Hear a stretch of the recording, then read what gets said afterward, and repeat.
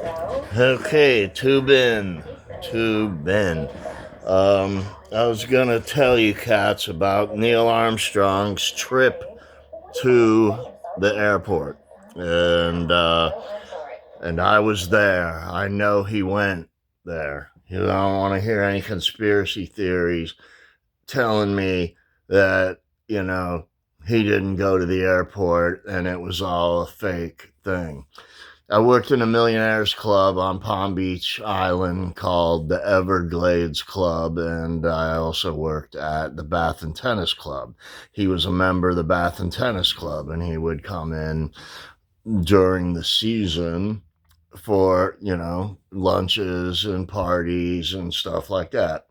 Well, one morning after a late night party, I was parking cars out front. I got to drive the greatest cars in the world, man. Italian, all the Rolls, Bentleys, Maseratis, Lotus. Some of those cars they have 5 or 6 gears forward that you have to stick, and it has two reverse gears. Well, anyway, so they told me, "Hey, Benji, we need you to drive this cat to the airport." And it turned out it was the Neil Armstrong, the guy to step foot on the moon. And he hops in the club's car. It was a station wagon. I put his luggage in the back, and we started riding. West on Southern Boulevard, State Road 80, and we're crossing the intercoastal into heading to PBIA, Palm Beach International. And I'm looking to the right and the left as we're going over the bridge there, and I saw a bunch of mullet, bait fish, jumping and splashing out of the water there. And I said something to him about, I go out there with my cast net and I throw it to get bait, or sometimes just to get the mullet to eat them if they're the big horse mullet or whatever. And I talked to him. He didn't say a word back. And then going over the next bridge, heading in, I brought up something else just real quick. And they told me he was real hungover when I picked him up.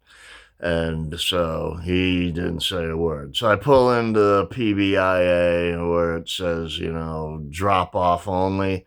But it's the Bath and Tennis millionaire, billionaire club where all these people run the world and corporations all are a member of. So we get parked there and they don't do nothing to the car. And so I jumped out. He was out. I went to the back, grabbed the luggage, and started head in with him. And he said, no, I don't need, no, I got the bags. Don't worry. It's just two of them. Okay. I said, yes, sir. And he froze me. No tipski. Nothing for the effort, if you know what I mean, but at least I got to ride with the guy who walked on the moon first. And yeah, that was a great job there, working there. I met Brooke Shields, and Eddie Albert came in one night at the same night that Eva Gabor came in, but Eva Gabor came in a limo with this other guy from Butler Aviation. I told the boss at the door there that I was going to get them together and tell them to sing the Green Acres is the place to be. Sing that song. And he said, Benji, I swear, if you go near either one of them, I have just about had it with you. 4 seasons working here, and you're done great, and the people love you, but I will drop you tonight. And out comes Eva Gabor. All the cars come in at the same time for cocktails. They all leave at the same time after Lester Lannon's orchestra finishes playing. So you sit there on the clock doing nothing for hours and hours.